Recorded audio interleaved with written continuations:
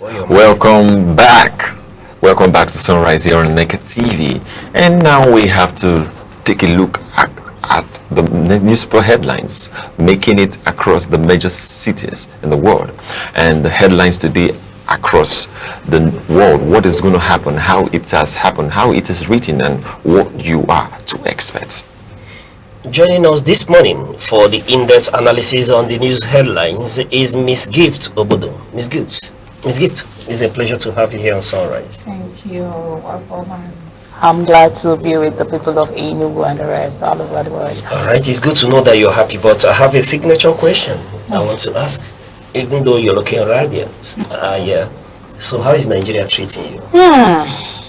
Like I always say, Nigeria is treating me with an impression of suspense. And I think leaving it there, I will keep my people on suspense because I don't know what will come after this. All right. Perhaps one day you'll be able to unravel this bag of suspense. Yeah. And I know that your people wouldn't wait for you to unravel this bag of suspense. But you're looking radiant, and that tells me that Nigeria, the homeland, is treating you fairly well. Like I said, it's a matter of suspense because outwardly, the viewers out there can align with me that you're looking radiant, and the glory to our motherland, glory to Nigeria. Yes, Mr. Gudu. All right, thank you very much. So we're looking at the newspaper headlines. We have the Daily Sun that says crude oil price hits roof, and going down to just what it is, aftermath of US-Iran-Israel war, crude oil price hits roof. Now we go to the Nation. The Nation says executive order, remittances, Idun panel swings into action. Now still in the Nation, we have news about Wike accuses Atiku Amechi Obi of playing to gallery. Wike accuses Atiku Obi Amechi of playing to gallery. Then we move over to the Punch, which says US alert citizens in Nigeria as Shiites protest rocks Lagos. US alert citizens in Nigeria as Shiites protest rocks Lagos. US alert citizens in Nigeria as Shiite protest rocks Lagos. Now in Vanguard we have Middle East war. No distress calls yet from Nigerians in Iran. Federal government. No distress calls yet from Nigerians in Iran. Then the Guardian newspaper says drug shortage, funding cuts put 100 million Nigerians. NTD gains at risk. Drug shortage, funding cuts 100 million Nigerians. NTD gains at risk. Now we're starting today's newspaper headlines in details, and we are looking at crude oil price hit roof. Crude oil prices are soaring, with Nigerian crude trading above $70 per barrel, exceeding the federal government's 2026 budget benchmark of $64.85, exceeding the initial plan of the federal government. The federal government has planned of $64.84. So now it's $70. So Misuchi, how is that? What's your thoughts and contribution in this? All right, so looking at the Daily Sun newspaper that gave this headline speaking to the price of crude. Crude oil price hits roof. This as a result of the aftermath of the US-Iran-Israel war, and is expectedly, Iran is a major mover on the oil sector, and with this crisis, we're first of all expecting that there will be talks in Geneva, where one expected that these talks will produce meaningful results that wouldn't be escalation of a war. But be that as it may, we've seen that there's been escalation in the Middle East, Iran, and the strongman of Iran is already, been sent to his ancestors, and the crisis in the Middle East, is such that has given rise to the energy crisis that we're witnessing at the moment. And having said that, you remember that the Iranians control the Strait of Hormuz, which in itself moves about 20% or 21% of the world's oil consumption. The oil tankers has to pass through the Strait of Strait of Hormuz, and there's no doubt with the crisis there that the price of crude would inevitably go high, and we've seen that the price has gone high, moving away from, it got up to about $80. In fact, as we speak, analysts are projecting that the price could get as high as $100 if the crisis, is not checked. If things continue to escalate at this rate, that it may get to $100. And then one may want to begin to look at the implication of this whole crisis as regards Nigeria. There is a world implication that the energy price would go way high as a result of this. And when you look at the market, for example, who are those smiling at this moment is the major players in the energy sector, especially look at the likes of Shell. These are the people who are making profit from the crisis, you understand, because price of oil is going rightly high. But speaking to Nigeria, it now begins to have a lot of, there's a positive and negative impact of this on Nigeria. Now, one of those impacts on the positive side is how when one looks at Nigerian foreign reserve, which is said to continue to grow, especially given that the Nigerian budget was benchmarked at around $64 point something as against the crude, the price of crude when this budget was fashioned. But as we speak, the price of crude is around $72 and is on the increase, meaning that the budget benchmark would be met, and that the federal government may not need to go into a lot of borrowing for them to be able to implement this very budget. But having said that, one now begins to look at the other implication or impact on Nigeria, and one of such impact is that the average man on the street will be impacted negatively on this. Remember that already, though we've been celebrating that the Nigerian economy is strengthening up, that we've moved away from an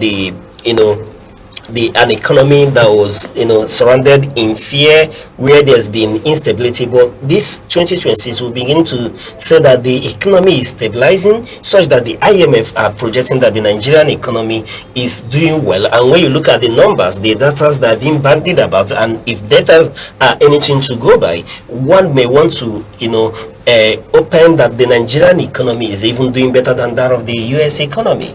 But one that is in doubt or is contentious, the IMF continue to let us know that the Nigerian economy is performing at the optimal rate of that of the Brazil and the South Africa. But one thing is not in doubt when you take the cue from the paper talks, is that the economy in 2026 is still said to be a year of stabilization.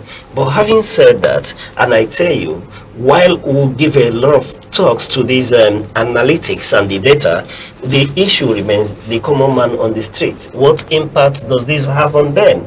Does the common man on the street have more money in their pocket? Are things in the markets more affordable than they were? What's the price of a mudu of rice? What's the price of a mudu of gari? These are the things that one may be able to see and believe that this data are quite relative to what is obtainable, the reality on ground.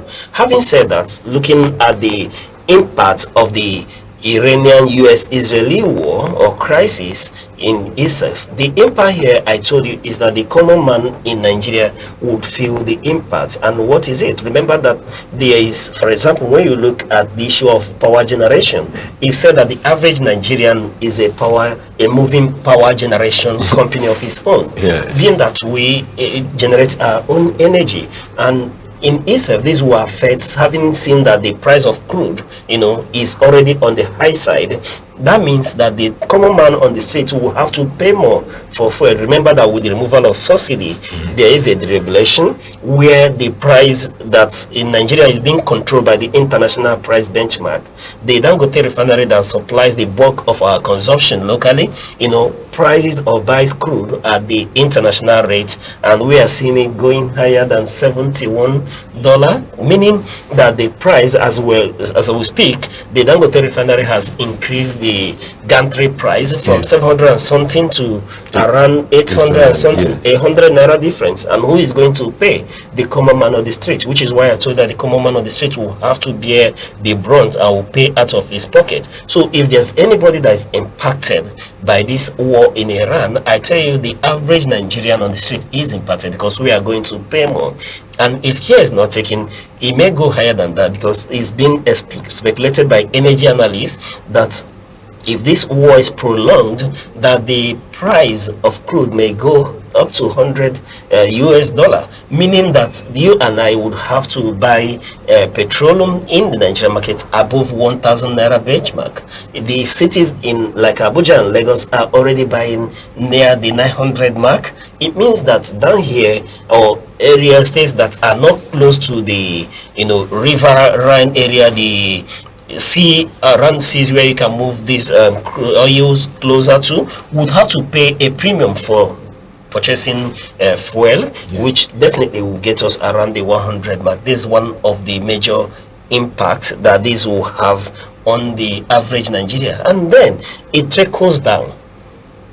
It trickles down, because if the cost of energy goes high, the petroleum pricing it goes higher, which obviously will happen, because as I speak to you, as I yesterday night, the Dangote refinery had to close supply in order to see that they do not sell below the international market price, and the independent marketers would as well increase prices. What would be the effect is that you see that the cost of transportation would equally go high, you understand? And if the cost of transportation goes high, that means the cost of commodities across markets will equally go high, because it need transportation. And the cost of that is that the farmers may have to pay higher to transport their goods from the farm to the market. And what does that mean? The common man on the street. Yes, the Nigerian government may begin to be the one to benefit more and celebrate, but at the long run it has a negative impact, if we'll call it what it is. However, let me hold my thoughts and get to gifts. Let me get your opinion on this as well. When you say the common man on the street will get a negative impact on this, and I come from a very, very negative dimension that I feel like locally, even if there is not much hype on the price of petroleum in Nigeria, I think our local marketers will actually try in their own means to hike the price, to benefit from them. Because in a certain point where there was this country that was having last year, it was between Ukraine and Russia, when the war was going on, and then Nigerians in turn, although Ukraine is one of the major oil global countries that have their own reserve, though you see that the market had its own dimensional shift, and our local market had to change, shift when there is no much tension on our local crude markets.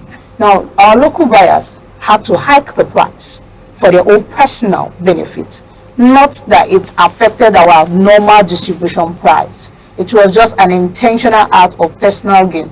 And I'm coming in from the fact that if eventually this with a hike of the price and things doesn't go in an abstract different negative dimension, don't you think our local marketers will actually try as much as possible to actually gain from this? They have their intentions of gain. Gift, if I understand you correctly, you know that with the removal of subsidy and the deregulation, pricing, Nigerian market is so deregulated now and open to international pricing, where every marketer can sell at the price depending on what the price they bought their goods, right? So they are at liberty to influence increased pricing. Remember, there has been a battle between the independent marketers and Dangote. The independent marketers wanting to control the price of fuel in Nigeria, which Dangote has, sternly resisted over time.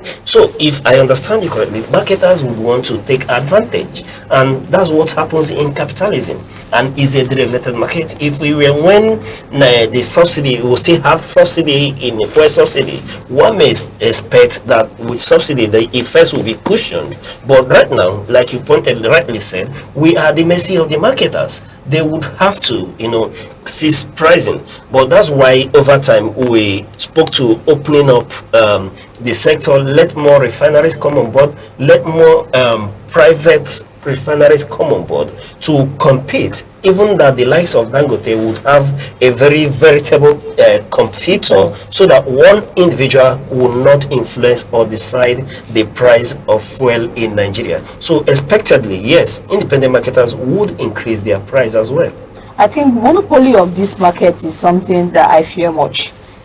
And it's having its side effects now, because when earlier on I always say that monopolizing a market like this, especially the crude, our tangent natural means of income and revenue generation in this country, has always had a diverse effect. Because, for instance, Dangote having his refinery, and I feel like he is the head data share for the whole production. Now, if you say you should there should be more competitors in this business, I feel like more competitors in this business could cause more harm than good.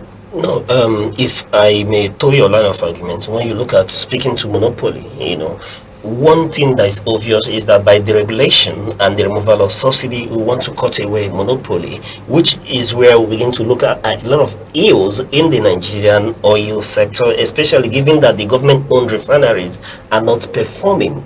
In fact, we're looking at them as scraps. They do not, profit Nigerians that own it. They do not bring anything to the table. We don't know what their profit margin has been over the years. Rather, the Nigerian government has spent resources paying and funding the refineries.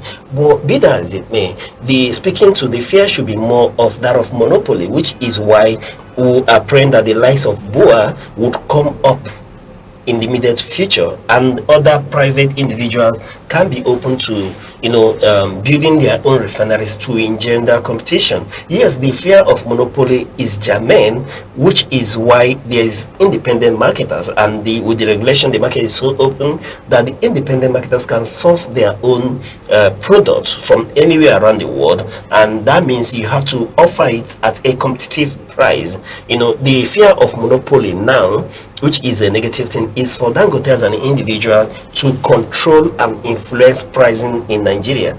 You understand? So when you have competition, veritable competition, that may not be the case. But I tell you one thing, that with the regulation and the removal of subsidy, Nigerians have had to benefit, especially given the quality of products that we now enjoy. Remember, we came out from a regime where there were substandard products. If you follow intently, the fight between Dangote and these independent marketers is always been about the pricing and then counter pricing and that of quality as well. That's one thing that we enjoy now. But as it is presently, yes, the fear of monopoly is there, which is quite bad for the Nigerian economy.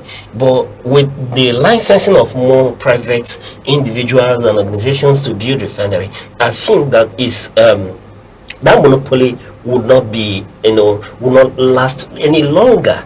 But be that as it may, we'll have the independent marketers and people coming on stream. But if we, at the end of the day, are left under the monopolistic tendencies of the Dangote refinery, it's, for me, orchestrated by the inept and inability of our government to see that our refineries are functioning.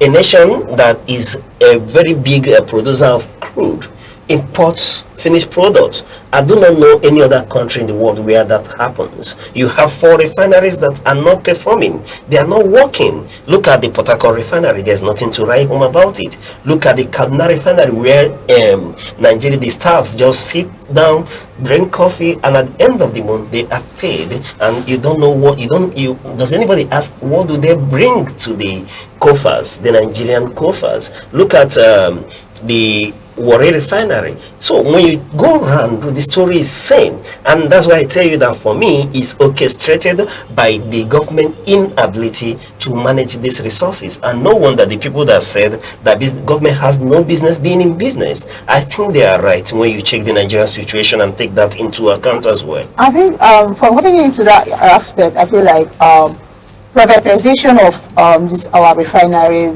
getting a refinery, actually it's going to do us a little bit better, because if we have our own government refineries accurately, I think there would be an actual division among the states. It would actually affect the unity of states in Nigeria. Like now, states who the refineries are available in the states will now subjugate others to the whims and caprices of their demands. I feel like if it's not regulated, things will fall apart. Anyway, yes, markets are regulated. Even when we speak to free markets, there is always regulations here and there, but the free market benefits more. And my position is that as it is presently, government has no business being in business. Why the subnationals can go into such investments? We've seen in the past where those state governments went into a monolithic refinery, though we don't know the status at the moment. The subnational can go into that as well, but we should encourage the opening of the sector, and which is why I celebrate the government for having given more licenses. We're expecting that the license of BUA will come on stream any moment, but we don't know any moment. Let's just use the word any moment. But that tells you that if we have the license of Dangote or more Dangote refineries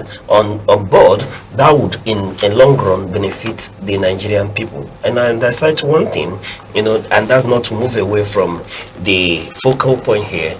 You see, we just come out from the celebration, the Yuletide season, and we didn't have to queue for fuel as it was the case in Nigeria. And that one will say kudos to the Dangote refinery. And imagine what will happen when you have about 2-3 of such refineries operating in Nigeria. Nigerians don't have to queue. And I tell you one thing, that the price or pricing would come down low, and there will be competition amongst them. And one thing is that is not in doubt is that the quality of products that they have to give will be of the highest quality, top notch, and on the long run Nigerians will benefit more on that aspect. Don't you think that a time will come when there's global tension around the world, where our private refineries will actually turn out to be greedy and selfish, when it comes to be selfish, to the point that they will now leave the local focus and have a U-turn to the global focus. Like, we will come to a point where we'll have to be on the queue or to demand for our own resources. One thing that is obvious here, what part of what is being celebrated in this price increase when it comes to the pricing and the war in Iran, where we see that the price of crude, Brent crude, is on the increase, is that you have your markets being regulated by the international pricing. What would that tell you? That if they produce here and they want to go and sell abroad, they may be doing that because Nigeria is a very big market that anybody will want to satisfy first before you start. There is a cost of loading, and then the cost of shipment as well increases the cost of this. So it's even far cheaper when you service the local market. And I tell you one thing, Dangote too is selling at the international market. They are not just servicing Nigeria alone, they are selling outside the country as well. But that's where you have your government to negotiate the interests of the country. But I tell you one thing, there's no player that would want to neglect the Nigerian market. It's a very big market, it's competitive, and any player here would want to get hold of this market irrespective of whatever happens in the world before they can tap the other potentials there. But I tell you that the government in writing these policies and regulations that guide their operations would factor that into play as well. So in a long run, I still of the view that having more refineries operating within our shores will benefit us the more, while I continue to insist and campaign that the government has no business being in business. If the refineries that we have at in private hands, there's no doubt that the pricing of oil in Nigeria will be way below the 500 naira or the 700 and something naira that we're seeing it today.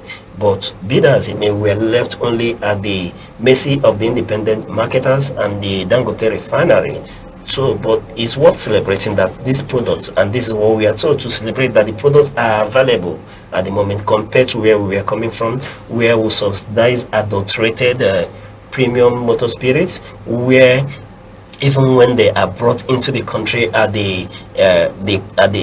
the government's public funds as subsidies, these people come and they make a hell lot of profit, and more is diverted. You understand? Why the subsidy removal in itself is still subject to a lot of debate, but I feel that while we're now beginning to reap, the benefit, but there's no gainsaying the fact that if there are more refineries on board, that Nigerians would benefit that. And then tracking back to this news story, I told you is a two-pro approach that the government stands to benefit, because the information available is that OPEC has increased its quota by 206,000 barrel per day, which Nigeria as a member would benefit in that as well. The government's benchmark of 64 point something dollar when it speaks to the budget is already way higher than that. It's not below, and that means if this continues, the government can afford their budget without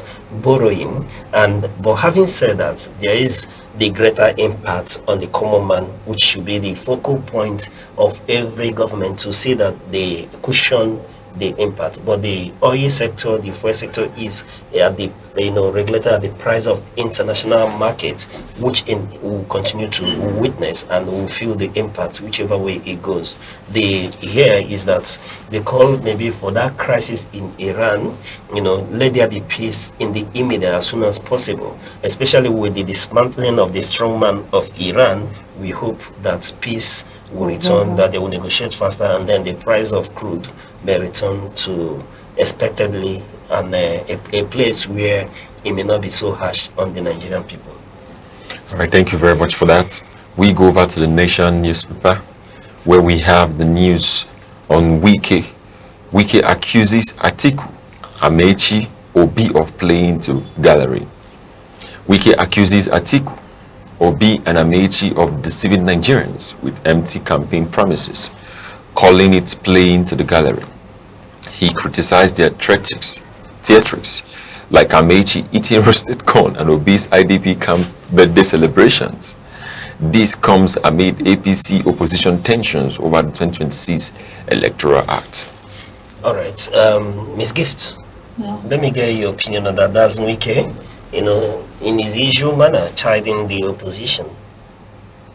For me, I feel like Wike is overstepping his boundary at some point.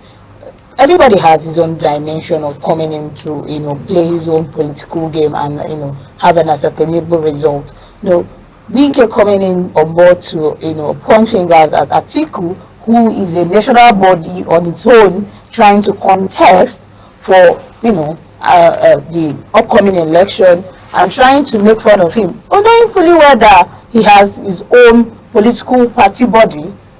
Everybody has his own agenda, and Wike coming into this has always been Wike for me. So there's nothing different about it. This is the point where he comes, make jest and mockery of all these political, political figures coming up.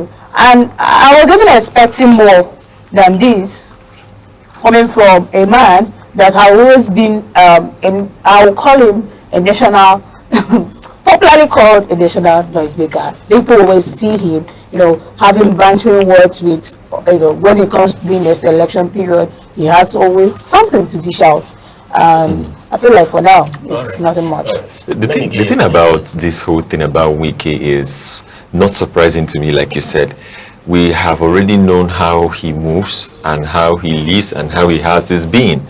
Him moving from, currently, you can just detect that he is with the president. He wants the president to win the election, and he has been moving towards the president's side, where as he's moving to the president's side, currently he has no political party from what we are seeing.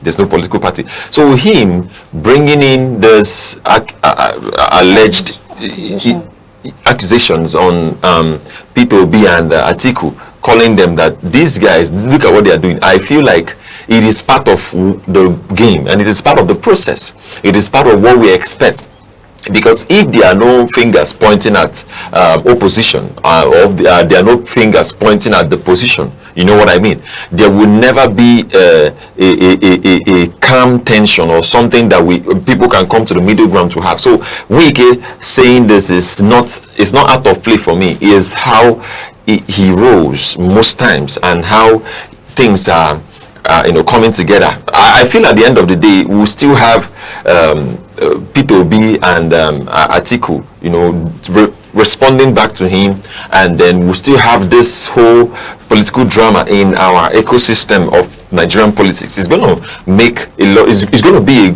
a good sight to see that the things he has said that they do, that we're going to actually see whether it is what they have been, trying to do. And at the end of the day, Wike will bring more into the whole thing, and I trust him. All right, Wike will bring more into the whole thing. But one thing that is obvious here is that Wike, during his normal press briefing or his press media chat, and he has had the first of the year where he, accuses the likes of Atiku, Amechi, and Obi of playing to the gallery. He did say, and it's not allegedly, he said those things, that Amechi during campaign will now go back to eating corn at the roadside, and Peter Obi would go to IDP camp to celebrate birthday.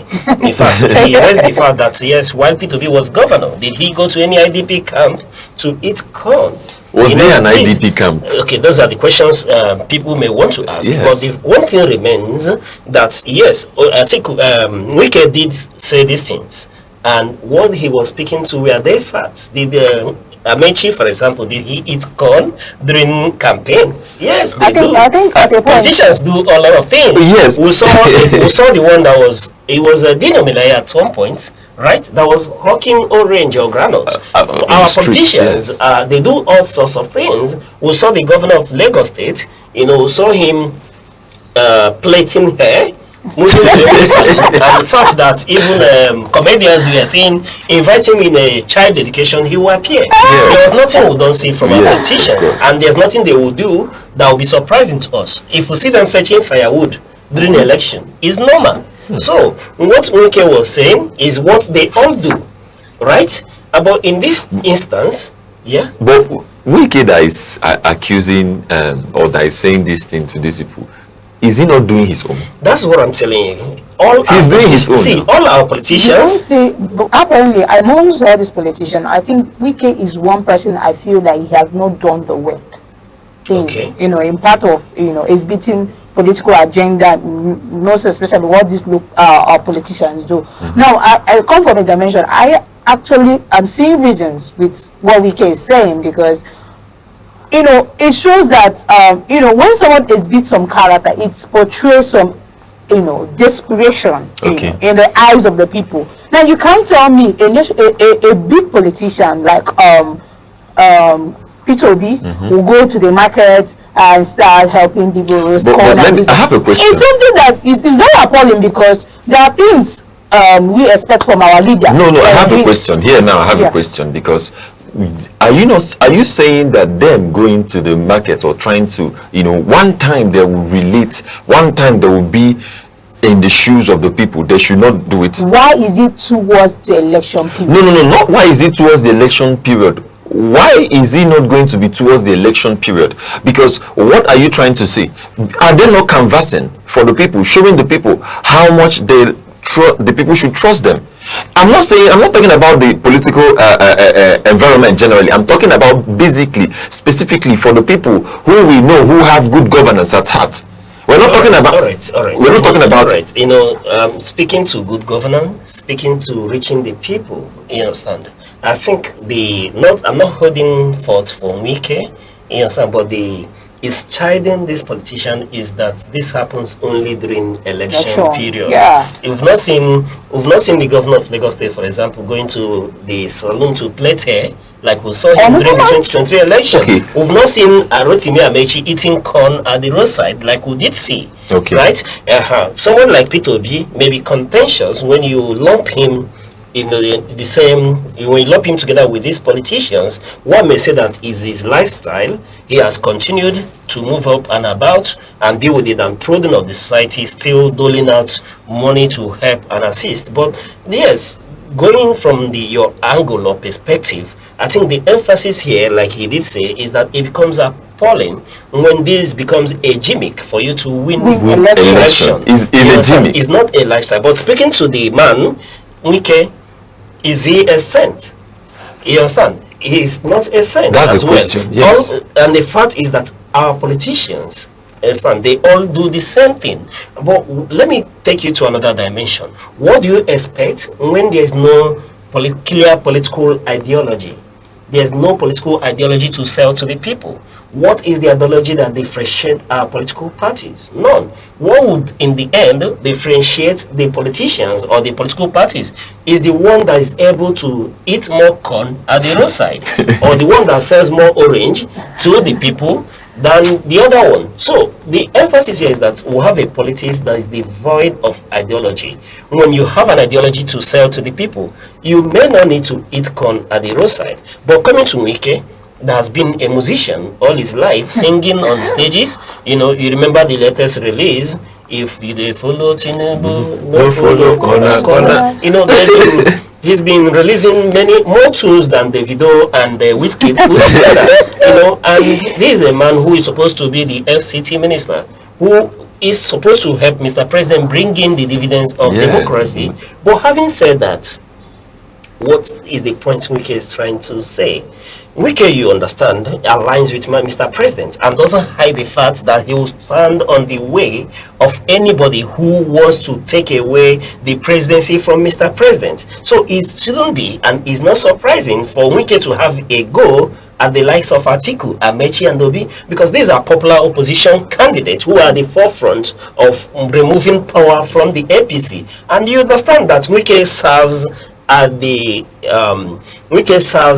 mercy or at the choice of Mr. President. He is holding that position on the behest of Mr. President, and is not far-fetched to see that he aligns and do anything to see that Mr. President wins the next election. Having said that, when you raise the issue of we don't know the party he belongs to, you understand that Wike is doing PDAPC. As well. Yes, it's PDAPC because he is in PDAPC.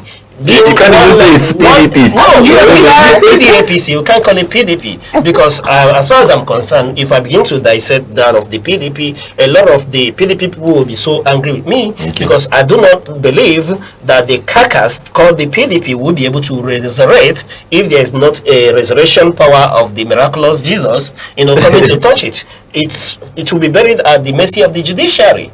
We've seen litigation here and there. We've seen court ruling and counter court ruling. I do not for one believe that PDP as it is presently constituted has the capacity to produce a presidential candidate, as still stands to be advised, right? So, and it means that the likes of Wike are having their way, which is what he set out to do, to make it impossible for a party like PDP to be able to present a common front. And they don't have a common front, meaning PDAPC is winning.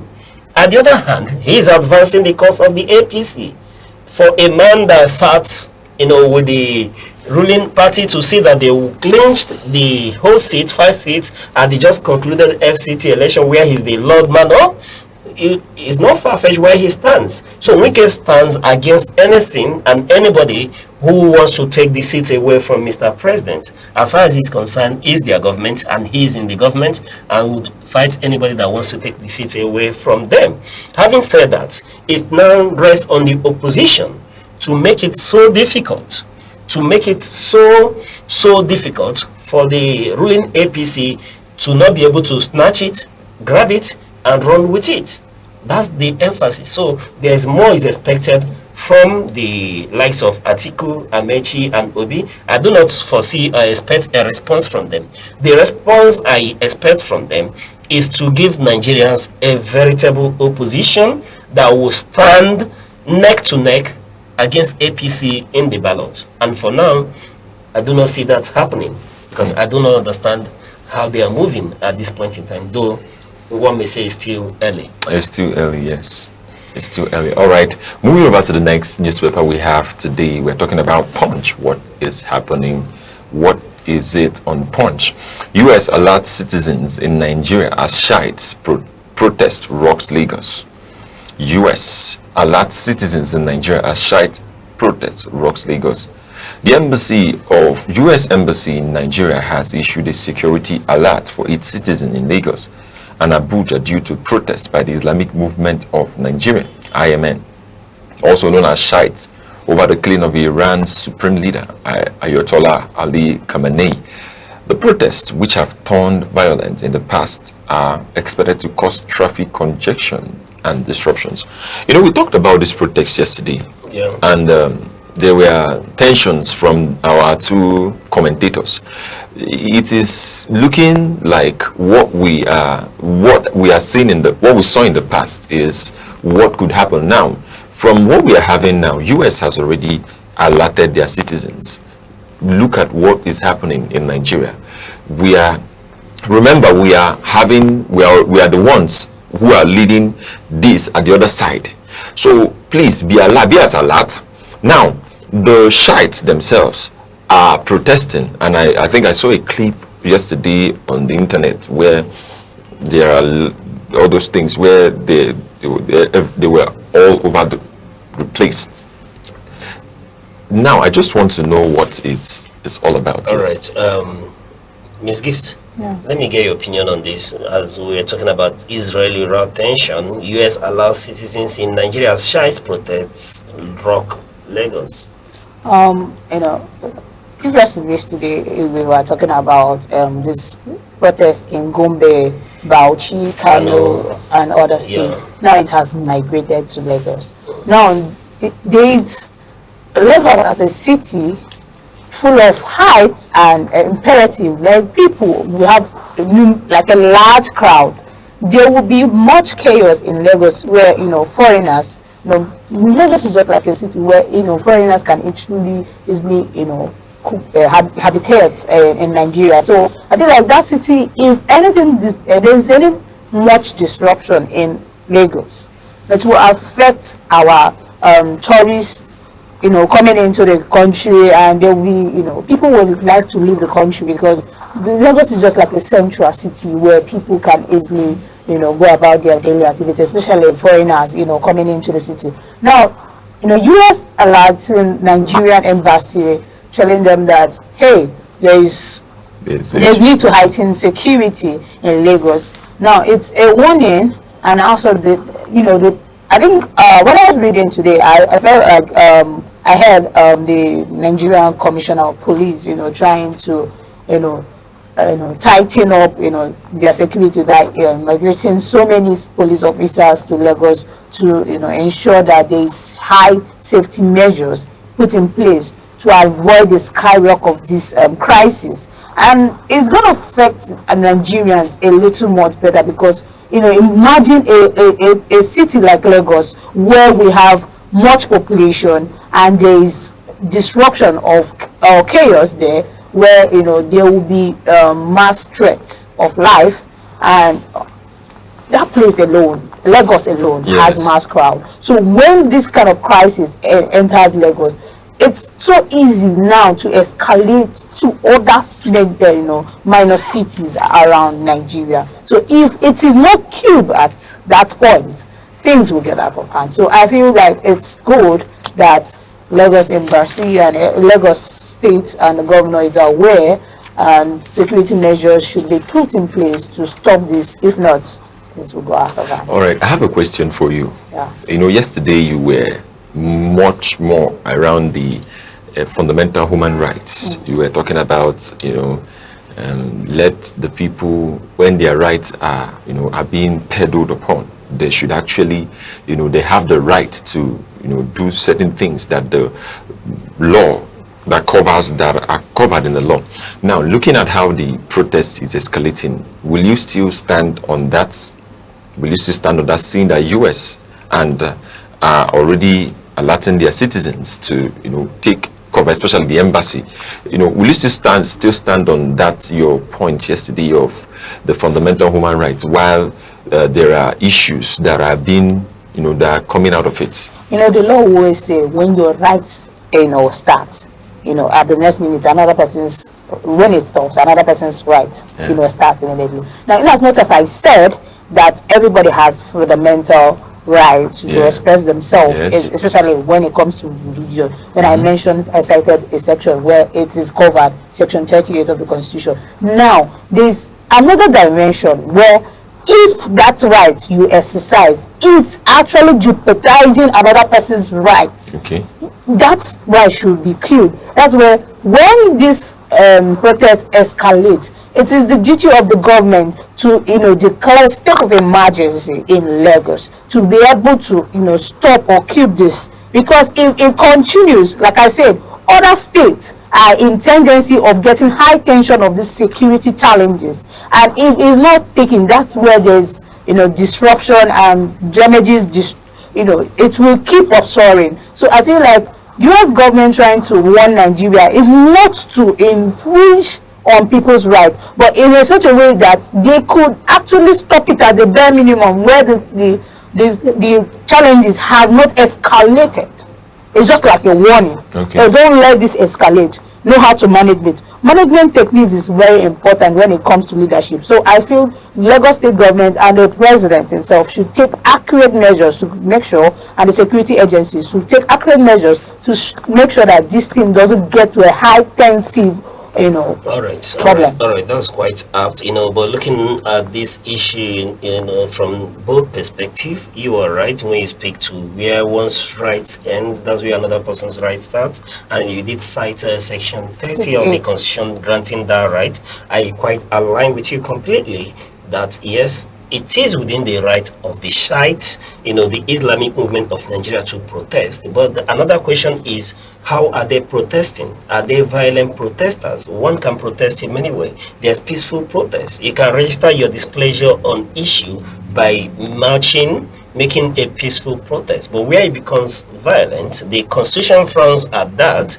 and that's why he has cited that where one's right ends, that's where another person's right begins. And having said that, it's not out of place to see that the US is alerting its citizens in Nigeria, given that the Shiites, that's members of the Islamic movement of Nigeria, who are led by the incarcerated El Zazaki, that they've been protested. They've protested in Kano, Gombe, Bauchi, Yobe, right? And that protest is now being seen to have escalated to Lagos, for example.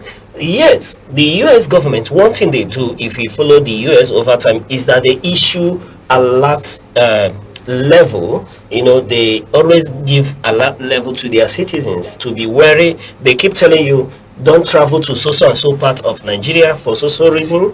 You remember the period when there was a much sit at home in southeast Nigeria. There were releases, alerting their citizens not to move towards the southeast, or especially towards the Monday sit at home. This is what the US government does over time. And in this instance, like you did point out, what is at stake here? The Israel-US alliance against the Iran, escalating the tension in the Middle East. There's no gainsaying the fact that the Shiites would target foreigners, especially if they are perceived to be US citizens, to register their displeasure at the killing of their supposed leader. You remember that the Shiites, the Islamic movement in Nigeria, are aligned with the Iranians, especially the Iranian faith government. They believe that they are connected in faith, and they share religious leadership in the killed the Ayatollah, and then they share common global history and all that. So the US, for me, are quite in order to issue security alertness or threat, to their citizens to be wary of this situation, because one may not know where things may erupt. But having said that, I think that the Nigerian government, especially the new IG of police, has given directives for the members of the police force to be at alert and ready to contend with any form of tension or insecurity that will arise from the Shiites, the Islamic movement in Nigeria, to this protest, and it becomes even more worrisome that this is happening at a time we are still confronting many security issues in Nigeria. But there's no doubt that the Nigerian police would be able to nip this at the bud, that this may be just pocket of protests, especially, and I tell you, is expected. If you follow the history of the Islamic movement of Nigeria, especially in northern Nigeria, you know that they would protest, and these are people over time, even when they've been killed in numbers, they would still come out to protest. But over time, the Nigerian police and the Nigerian government has shown capacity to be able to manage them, and they will be managed. But it's not out of place to see that the US is issuing this alert, and I tell you, it's not only in Nigeria. If you go to any other Muslim country that shared similar faith with Iranians or sympathy with them, they will see the same security alert to their citizens, telling them not to travel. There is no time, that social place may not be safe. Even before the whole escalation, there's been threat alert level warning the US citizens not to travel to the Middle East, being that those areas, they may be targets, of people who are not friendly, who do not buy into the ongoing exchange with the Iranians at the moment. So it's expected. Okay. And as we journey along, you continue to see that the US will continue to issue alerts to its citizens as to where to move in Nigeria, where not to move. It's not a first time, and it will continue. I have a question. So I will ask, are you talking in, for say, Iranians, a whole country, or are you talking about a particular group? Because I think it's a group movement. Because contributing this to a whole state, a whole sovereign state, is even the innocent ones will be caged as the Shiite group. No, there's this particular movement. No, when we talk about the Shiite is particular to Nigeria. Shiite is another acronym for the Islamic movement in Nigeria. But what we're talking about is that their sympathy, they buy into the Islamic practice as is practiced in Iran. And over time, there's been security reports as to the sponsorship of the Islamic movement in Nigeria coming from the Ayatollah himself, the Iranian leadership, which preaches a certain, which is a sect of Islam, that has its own peculiar beliefs and practices. Like if I move to the north, for example, the periods I operated around northern Nigeria, when you cite the Shiite members, we know them. From their dressing, we know them. When we encounter their women, we know them. In their mode of dressing, they do not appear without covering everywhere. So they are easy to detect, and they are usually, when they move, they are usually on black.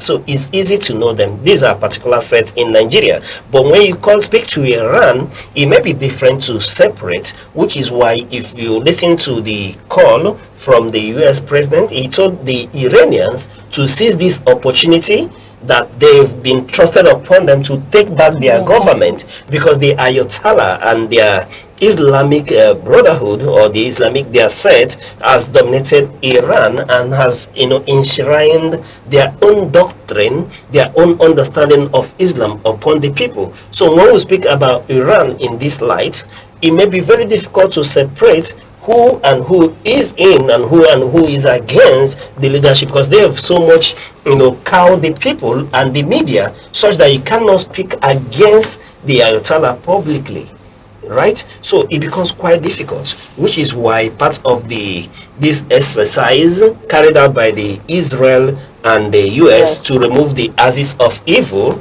as it's being called and perceived, because there's been over time, they've been cited to be the major sponsors of terrorism across the world, which is why they are hell-bent on Iran not possessing or having access to the nuclear weapon, right? So it becomes quite difficult to separate who is in against the people, the support of this evil, in quote, government. So, but the world celebrates, a lot of people, as they are celebrating that, yes, this operation is ongoing, Operation Roaring Lion, as the Israelis call it, is going and is being successful. There are those who are quite opposed to it. So there will always be a divide. But in all, coming back to Nigeria is that, like you did cite section 38, that yes, where they have the right to, show displeasure at that whole exercise, they shouldn't infringe on the rights of other citizens. All right, thank you very much for that. And we move over to the next newspaper, which is the Vanguard. I mean, the Middle East.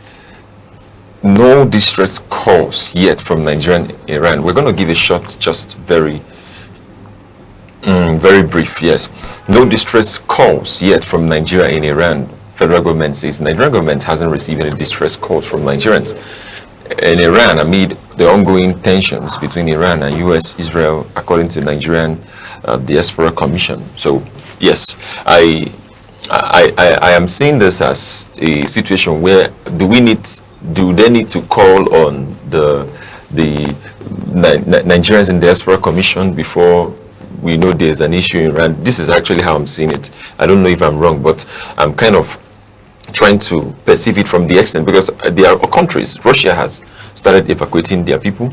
Same with other countries. The other day, some African countries, the embassies, everything are just, they are just folding up in case, just closing it up in case. Not that they are moving, but they are moving, most importantly, the people. The news that came to us this morning is that there's no football matches that are going on around that region for the people in sports, and we have some of our Nigerians who are around that region. Now I'm talking about the region, but let me go into Iran. If we talk about Iran, there are Muslims, there are people who are Nigerians who are over there. So does it mean that they need to call on the federal government before they're evacuated? That's what I'm trying to see. But I mean, I don't know, I don't understand. Your fears, maybe Jermaine, Madam Gift. Your fear is what I fear the most, because, of course, yeah. Because when you said this, I just said Nigerians and their own mode of operating is quite different, and very, and it shows low public setting of our understanding country. Of No, this has always been a problem. During the time of Ukraine and Russian war, you see what happened during that time. Of course. Now people are, they had to wait for people all over different countries to call upon their government to tell them that they had to evacuate their people. That is one situation where I see Nigeria, and I agree. Of course, because it's just like you people are in trouble, and you see at that point they might not have the voice or the time or the audience to call upon you as you want, because at that point a lot of things are falling upon them. So you see, who will even give them the space to even shout and scream for help? Now it's a duty, it's a sense of duty. There are things you don't wait for people to call upon. You just have to take the necessary action to take your people out, save your people. I like the government, try to talk to the government and be like, I want to take my people in your country out. You don't even need for them to see. That is what we're talking about. War. We are talking about a tension, something that is happening live. So I mean, we're going to have more. All right. Yeah. I think this will call for more discussion, but for want of time, it begins to open you up to what Nigerian is, and the question is, what is the worth of a Nigerian? Because it raises another question: who is a Nigerian? That we are all in Nigeria doesn't make us Nigerians. Are there truly Nigerians, even amongst our leaders? And then when you begin to answer the question to who a Nigerian is, and you now factor in what is the worth of a Nigerian, and what is that worth to the Nigerian government? These are the questions here. Because seeing this headline, Middle East war, no distress calls yet from Nigerians in Iran, begins to tell you a lot of things. Begins to tell you that a lot of things that is wrong with Nigeria, where we are not proactive. Even given our combaction or our fight against insecurity, we'll keep speaking to the fact that we are not proactive in our approach. We are always reactionary. And this begins to tell you that yes, in everything we do, we are reactionary. We are waiting till the people in Iran who are caught up in the inferno in Iran until they are able to begin to call you before you know that you would go to rescue your people, even before the tension escalates to exchanges this way. I do not know where any government in the world waits for their citizens to begin to cry, blue mother, for them to go in to rescue them. You were citing the case of the US that is citing releasing security alerts to its citizens in Nigeria. That is not a war, but that a group, the Islamic movement in Nigeria, are protesting. They are releasing alerts, letting their people know that it may not be safe to move about in Nigeria at this time. Then you are speaking as a sovereign nation that your citizens may be caught up in a country like Iran, where you know that they are frayed knives, that there has been an escalation to the magnitude that we've seen the latest equipments being deployed, and that the citizens, some of them are quite angry at the US, Israeli, and they would stand against anybody who is not Iranian, who is not aligned to the faith as well. So this tells you, we've seen in the past where there is it depended on private airline operators to go rescue our people, where APs are in many occasions come to the rescue of the nation, going to bring back our people who were caught up in crisis-laden environments or states back to Nigeria. It's time for us that the Nigerian governments become more proactive, take more responsibility. You don't need to wait for people to begin to cry out for you to do what you're supposed to do as a government. They are Nigerian citizens, irrespective of how and where they are. What you should do first is be proactive and see where you get them out of that crisis-laden environment, and rather than wait and tell us that no Nigerian is crying out. No, it's unacceptable. But I have a question here in a diverse form. Like, do we also need, as citizens, do we also need to wait on the government to come and evacuate us, or rather we should take the necessary safety precautions, like before the whole tension escalate? I think it's due time now. We should know that our country is like this, and we should take the precaution to leave before there is an escalation. You see, if one may want to look at it from that point, you know that there are Nigerians who may have left the environment. Yeah. But again, there are government workers in Iran. There are people who are in Iran officially who may not leave, right? So you're waiting for them to call you and tell you that things are getting so bad when you may not be able to fly in. And as we speak, it may be difficult for you to fly into Iran.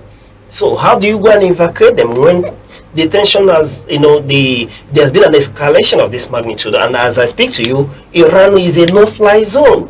What you have flying into Iran will be military hardwares. At this point in time, you do not have civilian aircraft being able to move several airports around the world, and in the Arab areas have closed their airspace. So how do you get into the place? What we are doing is a conjecture in academic exercise, because as we speak, the Nigerian government, even if there is a call, may not be able to fly into Iran to rescue anybody. And I tell you, it is the responsibility of government to go to the rescue of its citizens, even if it's as a neglect of the citizens remaining in that territory. Yes. You may be able to, go into the nitty-gritty of this, but for want of time, I beg we have to rest the newspaper review, especially on this topic here, maybe for some other time.